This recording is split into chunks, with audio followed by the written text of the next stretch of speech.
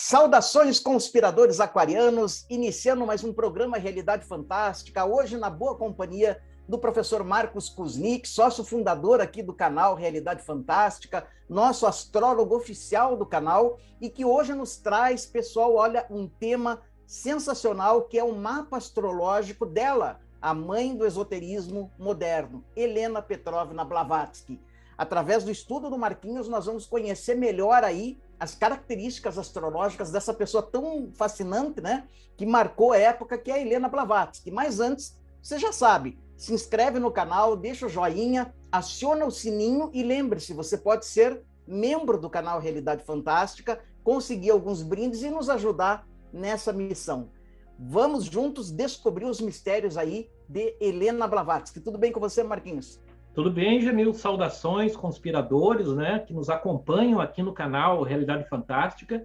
E hoje a gente vai fazer um exercício, né, Jamil, um pouco diferente, que é a análise de um mapa astrológico. A gente quer aproveitar essa ocasião desse vídeo um pouco para estudar um pouco de astrologia, né, apresentar para as pessoas um pouco da dinâmica de como que se lê um mapa astrológico e também falar da Helena Blavatsky, que é esse personagem central dentro do esoterismo moderno.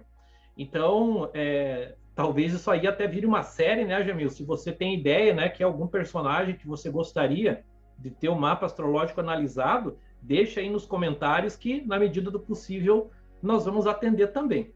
Mas, Jamil, Helena Blavatsky é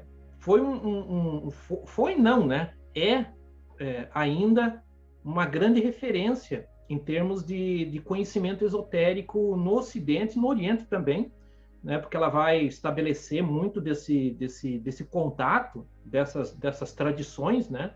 Justamente, talvez um dos grandes trabalhos seja a comunicação dessas tradições. E eu costumo dizer, sempre nas minhas palestras, nos meus atendimentos como astrólogos, nos cursos, que o mapa astrológico ele se prova na prática, né? Você realmente vê que a astrologia funciona quando ela é efetivamente capaz de descrever aquela pessoa por meio do mapa astrológico.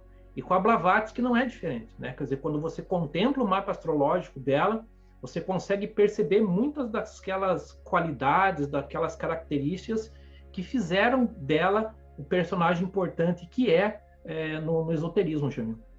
Eu queria começar te perguntando, Marquinhos, muitas pessoas podem estar em dúvida, mas peraí, Blavatsky é século XIX, ela nasceu lá pela metade do século XIX, como é que vocês conseguiram os dados da Blavatsky, né? Vocês tiveram acesso à hora exata? Como é que foi coligido esses dados que permitem que a gente estude o mapa dela, Marquinhos?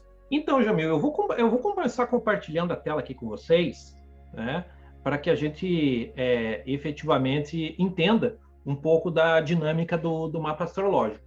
Aqui está a mandala, né, do diagrama do mapa, a gente vai falar dele, mas quem está familiarizado com a astrologia sabe que para que você possa calcular um mapa astrológico é necessário que você tenha a melhor precisão possível dos dados. E que dados são esses? Obviamente, a data de nascimento, a cidade de nascimento e o horário de nascimento. Muitas vezes esses dados são difíceis de obter. Não é incomum que mesmo clientes que me procuram, pessoas relativamente jovens, tenham dúvidas quanto ao próprio horário de nascimento. Então, como que é possível a gente chegar nesses dados aqui? Aqui está nascimento da Helena Blavatsky. 12 de agosto de 1831, ou seja, na terceira década ali do século XIX. Inclusive, no momento que a gente grava esse vídeo, né, acabou de passar aqui o aniversário do nascimento da Blavatsky, às 2h17, na cidade de Ekaterinoslav.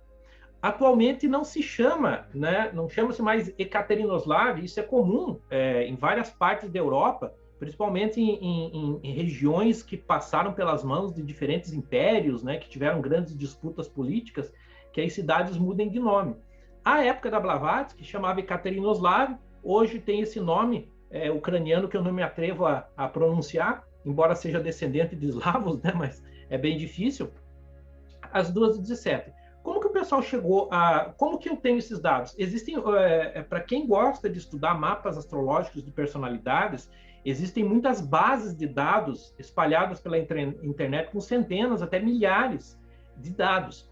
E esses dados eu peguei dessas bases de dados, também de páginas ligadas à teosofia, que são mais, digamos assim, tem uma probabilidade maior de acerto. E é possível que, com o tempo, os pesquisadores foram refinando esses dados para que a gente chegue numa hora mais exata, Jamil. Perfeito, Marquinhos. Bom, vamos começar então aí desvendando os dados da Blavatsky. Acho que a primeira dúvida que o pessoal tem é qual que é o signo solar dela e o ascendente, né? Aqui é o seguinte, geralmente, quando a gente começa, é bom a gente falar um pouco da dinâmica também do mapa, né, Jamil? Veja só, quando as pessoas olham o mapa astrológico, principalmente as pessoas que têm pouco contato com a astrologia, elas ficam até um pouco assustadas pelo aspecto do diagrama, que parece ser bem complexo. Mas ele é composto de várias partes simples, sendo que as 4 principais partes do mapa astrológico são, obviamente, os signos, né? São no número de 12, começa com Áries, Touro, Gêmeos, Câncer, Leão, Virgem, Libra, Escorpião, Sagitário, Capricórnio, Aquário e Peixes. Nós temos os planetas, sendo que Sol e Lua, Plutão também não é considerado planeta, mas para simplificar a gente chama assim. E temos as casas astrológicas, que são essas divisões no mapa, também no número de 12. Cada uma dessas divisões representa um aspecto da vida da pessoa. E temos esses riscos todos aqui, que são ângulos que os planetas formam entre si, e que a gente chama de aspectos, que são importantes na leitura do mapa. Pois bem, olhando o mapa da Helena Blavatsky, primeira coisa, ela é leonina, o que realmente é compatível, digamos assim, com como ela se apresentava. Né? Todos que falam da Blavatsky descrevem como uma presença realmente difícil de não notar. E essa é uma questão leonina, né? Aparecer, ter palco, né? Chamar atenção. Leão é regido pelo Sol. Então, aqui, usando essa analogia, que é muito cara para muitos astrólogos, para mim também, que é a pintura do Leonardo da Vinci, em que ele representa os 12 signos do zodíaco em cada um dos 12 apóstolos na cena. O signo de Leão é representado justamente por esse apóstolo aqui, o Tiago Menor. Note que ele tem uma atitude, né? Esse é o momento que Jesus anuncia que vai ser traído, então corre ali uma comoção na mesa. E a reação do Tiago Menor, que representa o signo de Leão, é uma representação teatral. Ele abre os braços, né? Ele aparece, ele se destaca na cena, ele salta à frente dos demais. E nós sabemos que Blavatsky tinha essa, desde menina, né? Nós aqui do canal Realidade Fantástica estamos produzindo um curso sobre Helena Blavatsky, que logo vai estar disponível aí, né? Um curso que está sendo conduzido aí pelo Jamil, e que fala que desde a mais tenra infância, né, Jamil, ela já era uma pessoa, né, bastante espirituosa. Sem dúvida, a gente sabe pela biografia dela que desde pequena ela se colocava sempre como protagonista, né, das brincadeiras, dos folguedos, sempre a líder, né, da criançada. Então isso já é uma característica do leão, né, essa exuberância psicológica. A exuberância, exatamente. A gente vê, por exemplo, pessoas muito leoninas, né, que tem muitas posições em leão, que sejam assim bastante vistosas, assim, geralmente são mulheres bastante joiadas, né? Mesmo homens gostam de ter uma aparência. Claro que isso vai depender de outras posições no mapa, mas a pessoa é exuberante. E se nós notarmos no caso da Blavatsky, o Sol dela está em conjunção com o nó do lunar norte, que mostra a direção, digamos, daquela pessoa na presente encarnação. Ou seja, a necessidade de se tornar também, de chamar atenção. E isso a gente sabe que dentro do geral acaba sendo uma das coisas necessárias para a missão da própria Helena Blavatsky, né? Se tornar uma pessoa em determinado momento que tenha essa personalidade. Então ela é leonina. É importante dizer, Jamil, que o Sol da Helena Blavatsky está na segunda casa astrológica. Cada uma das casas astrológicas, ela representa um aspecto da nossa vida. Essa segunda casa astrológica, se vocês forem pesquisar, muitos vão dizer que é a casa do dinheiro, né? Que é a casa dos recursos materiais. Mas eu diria mais, é a casa dos recursos internos, né? Dos recursos que a pessoa tem em si. É aquilo que é seu e ninguém tira. Então, uma pessoa com Sol na casa 2, geralmente é uma pessoa cheia de expedientes, né? Ou seja, tem ela. Pode ser que faltou gente, faltou recurso, faltou tinta na caneta, mas ela está ali, né? A pessoa, ela tem recursos, né? Então, pessoas com Sol na casa 2, pode ser que traduzam esse recurso, sim, também em ganhos financeiros, em abundância financeira, mas mais frequentemente são pessoas com muitos recursos internos.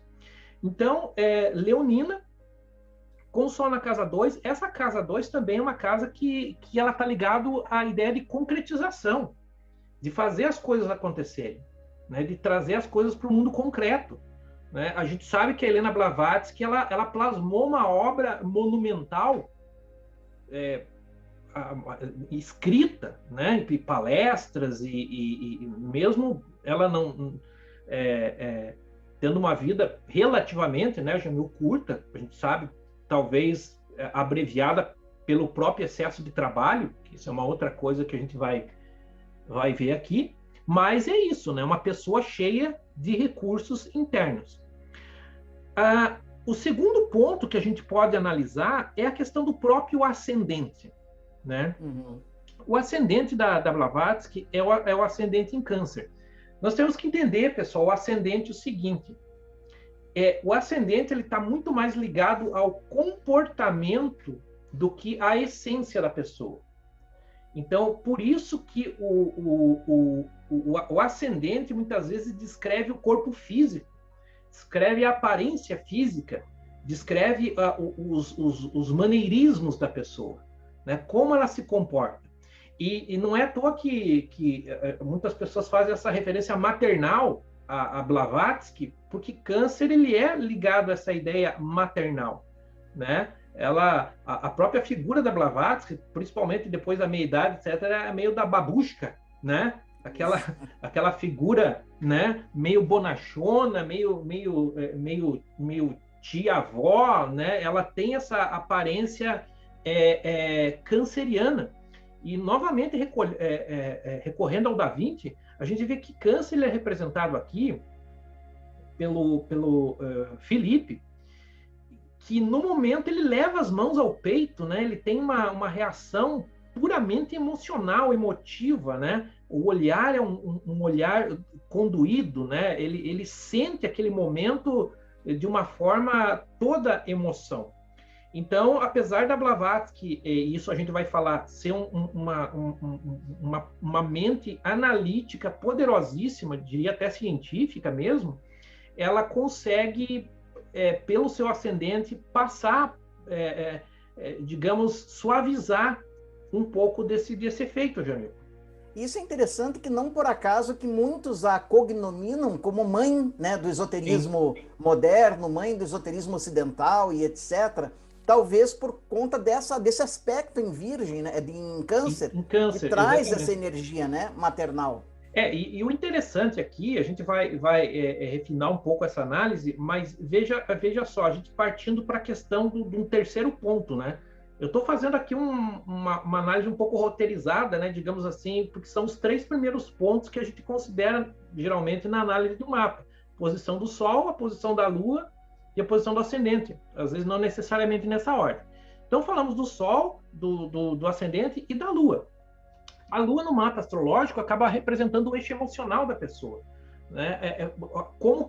Como que ela se conecta do ponto de vista afetivo, em todos os aspectos. E aqui a gente tem a Lua da Blavatsky, primeiro, ela é uma Lua em Libra, que traz uma certa ponderação, uma busca do equilíbrio, que eu acredito que é algo extremamente necessário para tratar de tantos temas profundos quanto a Blavatsky tratou.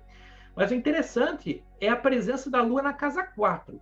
Essa casa 4, astrologicamente, ela representa o lar, fisicamente, o lar físico da pessoa, a casa, como é a casa da pessoa, mas também representa o passado, representa as tradições.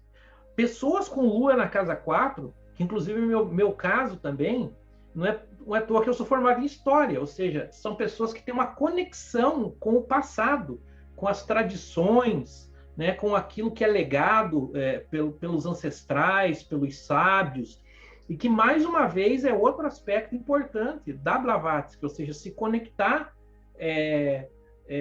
não ser tão... Digamos, a grande inovação da Blavatsky foi compilar um tipo de conhecimento assim muito inacessível, né? Realmente inacessível mesmo aos eruditos. Então, essa lua na casa 4 vai mostrar essa conexão psíquica, inclusive, né? A gente vai falar disso. Interessante isso, Marquinhos, que você está falando, porque cai em cheio a esse papel, a missão dela mesmo, que foi quase que uma historiadora do esoterismo, porque ela vai trabalhando com as tradições antigas, vai comparando, vai resgatando, né? Vai atualizando os conhecimentos. É muito bacana isso. É muito comum que pessoas que têm a lua na casa 4 realmente acabem, se não trabalhando profissionalmente com alguma coisa ligada ao passado, né? Buscando história, às vezes investigação, qualquer tipo de coisa, pelo menos tem muito interesses, né? Pessoas com lua na casa 4, você vai na casa da pessoa, tem coisa antiga, a pessoa gosta de colecionar, gosta de ler a respeito, gosta de história, gosta de saber sobre o passado da família, todas essas coisas, né? Então é o caso da Blavatsky. Outro fato interessante é o seguinte, da forma como a Lua está colocada, por alguns outros fatores, a Lua ela mostra a mudança, né, de fase. Então a mudança de lar, né, a mudança de espaço, que foi outra coisa importante, a gente percebe na história de vida da Blavatsky, né? Que inclusive o Jamil destaca muito bem, tanto no vídeo que nós fizemos, até se você quiser saber mais sobre a biografia da Helena Blavatsky, acesse, aqui tem o link na descrição também do nosso vídeo, inclusive o nosso vídeo com mais visualizações, né, Jamil? Tem mais de 500 mil visualizações esse vídeo sobre a Blavatsky, e que mostra como que foi possível para uma mulher, na maioria das vezes sozinha, em pleno século XIX, ter ido à Índia, ter ido ao Tibete, ter ido a Estados Unidos, etc. Não era comum, né? Longe disso. E isso mostra essa questão. O fato também é que, como a casa 4, ela representa a intimidade, o espaço íntimo, né? Quer dizer, quem é você quando você chega em casa e põe o chinelo, né? Talvez não é a mesma pessoa que está no emprego. E no caso da Blavatsky, a gente vê que ela também dá uma importância muito grande ao seu círculo íntimo, né? As pessoas que lhe são íntimas, que são caras, e é onde ela é amada, né? Vênus, aqui na casa 4, mostra que as pessoas que, embora todo mundo descreva, né, Jamil, a personalidade forte da Blavatsky, mas não é alguém que afugentava, né, da sua intimidade, era ao contrário, né? As pessoas alguém que agregava. Isso é importante enfatizar que a Blavatsky, evidentemente, embora tenha combatido muitos, né, interlocutores e pessoas que discordavam dela, no círculo íntimo realmente ela era venerada, ela era amada, ela era seguida, né? Então existe, de fato, bate com isso que você está falando, Marquinhos. Onde a gente tem Vênus no mapa, ali a gente é gostado, né, por assim dizer. Agora passando por alguns outros elementos do mapa astrológico que são bem interessantes no caso da Blavatsky. Se vocês observarem aqui a mandala, vocês têm que pensar o seguinte, que tudo isso aqui está em movimento. Por exemplo, eu vou fazer uma animação aqui, né, só para que vocês possam ver. Olha, aqui seria o céu em movimento, né, que vocês estão vendo que o tempo vai passando, né, as horas vão passando, aquele sol que estava lá aqui às 2 horas da manhã, aqui já está nascendo lá no horizonte. Então, o nosso mapa ele é dinâmico, né? Mas, voltando ao mapa do nascimento, porque o mapa do nascimento, ele vai mostrar, digamos, a forma como nós desembarcamos nessa encarnação. E aqui vocês vão ver que existem algumas casas que alguns podem dizer, não, mas essas casas estão vazias. Na verdade, não existe casa vazia no mapa astrológico. Todas elas têm pelo menos um signo, né? Acontece que as casas que têm maiores, estão, digamos assim, mais povoadas, elas têm um efeito mais intenso. E no caso da Blavatsky, são duas. E que descrevem perfeitamente a forma como ela produziu durante a vida. De um lado, a gente vê que ela tem muitos planetas na casa 3. E essa casa 3, ela é a casa que está ligada à nossa mente concreta, à nossa mente racional. Está ligado à fala, está ligado à escrita, está ligado à capacidade de comunicação. Ou seja, pessoas com posições importantes na casa 3, elas acabam manifestando algo de especial relativo a isso. No caso da Blavatsky, nós temos, existe aqui quase que uma força bruta mental, né? uma mente, um intelecto muito poderoso, que até para dar conta de tudo que ela vivenciou.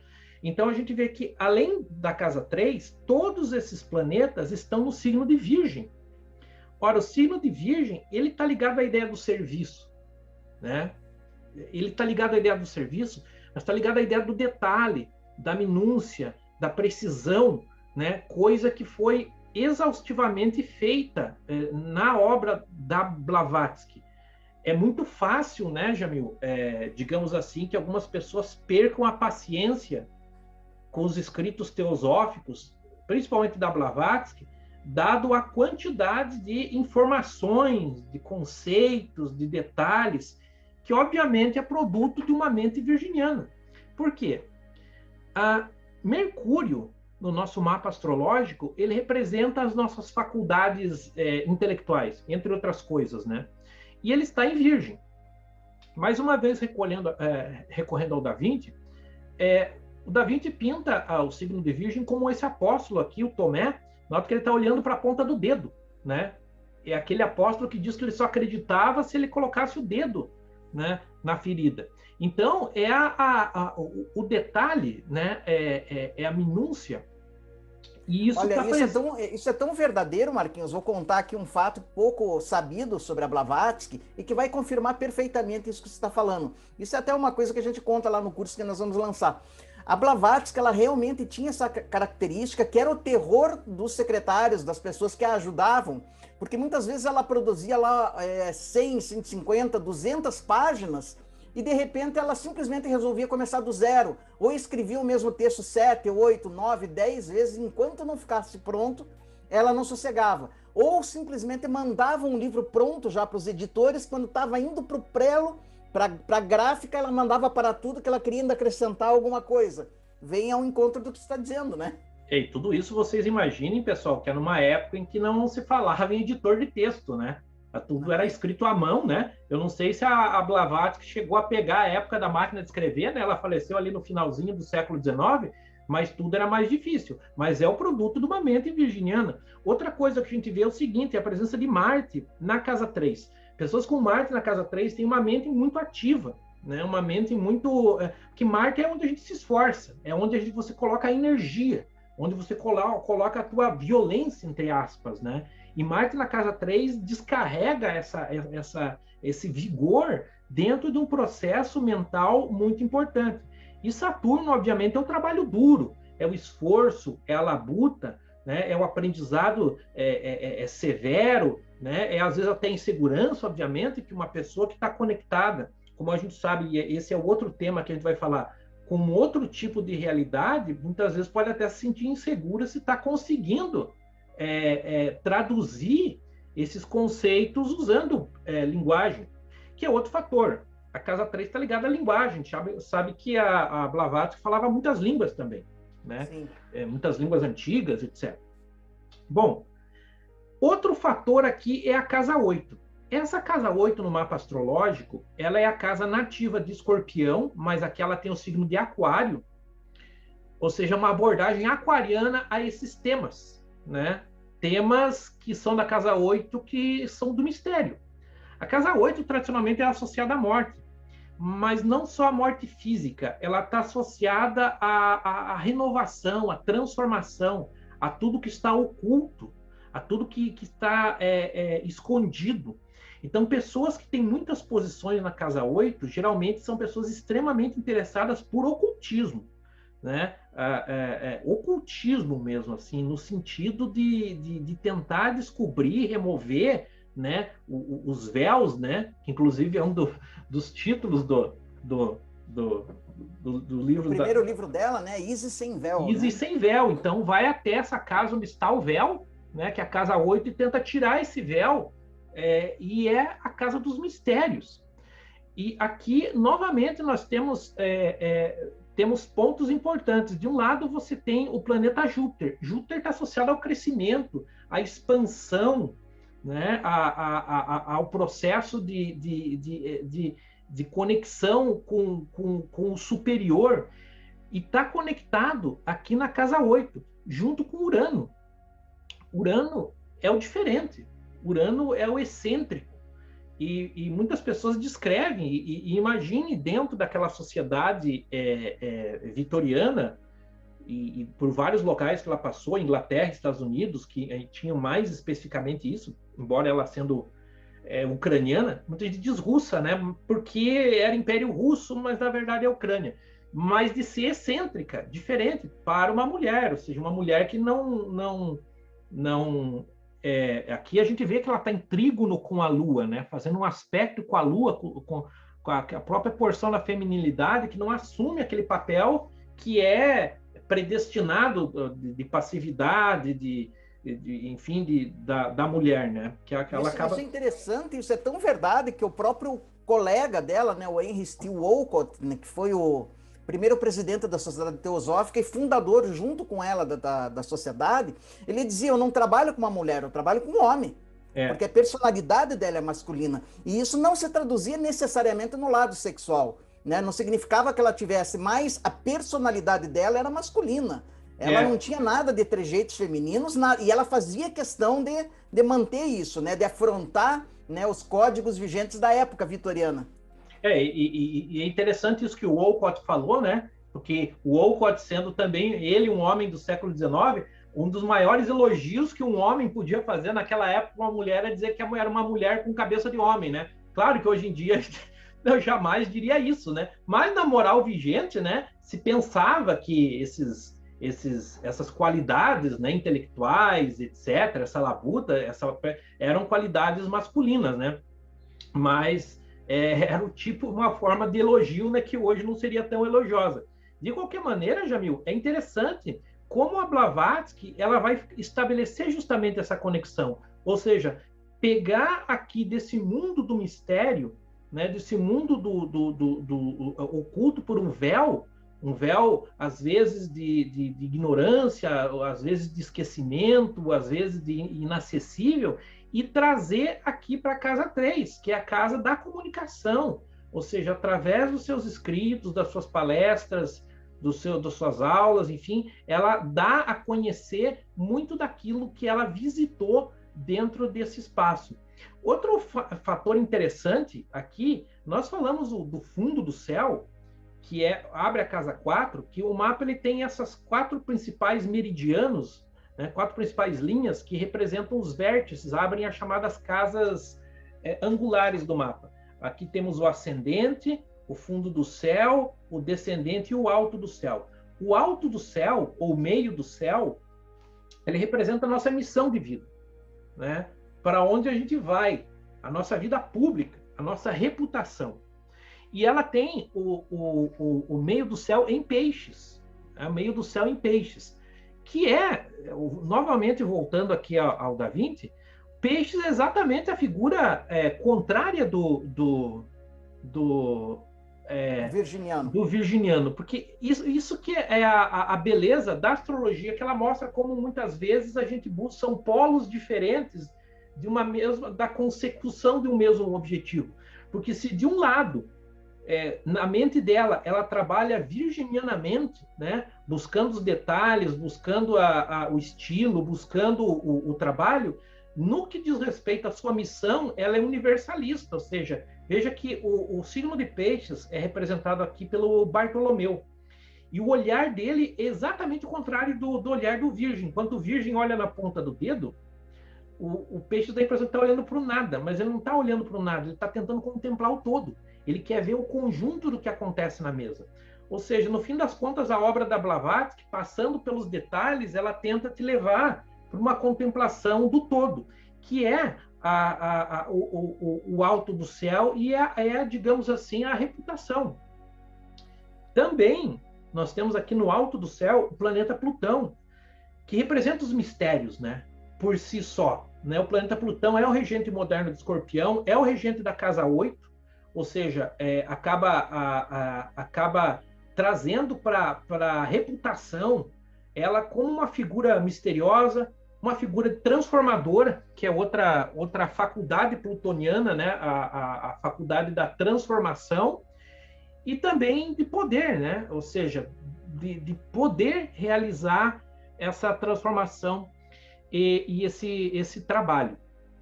Então, Jamil, assim, realmente é sensacional, sensacional. É interessante, claro, que se nós fôssemos analisar, né, aqui a gente está fazendo uma análise, digamos, num primeiro nível do mapa. Claro, a gente poderia considerar os aspectos, alguns ângulos, etc., mas eu acho que assim já dá para dar uma ideia dos nossos dois temas do vídeo de hoje, né? Quer dizer, de um lado, mostrar como a astrologia ela é interessante para dar conta de se falar de uma personalidade e também para abordar isso falando da Blavatsky.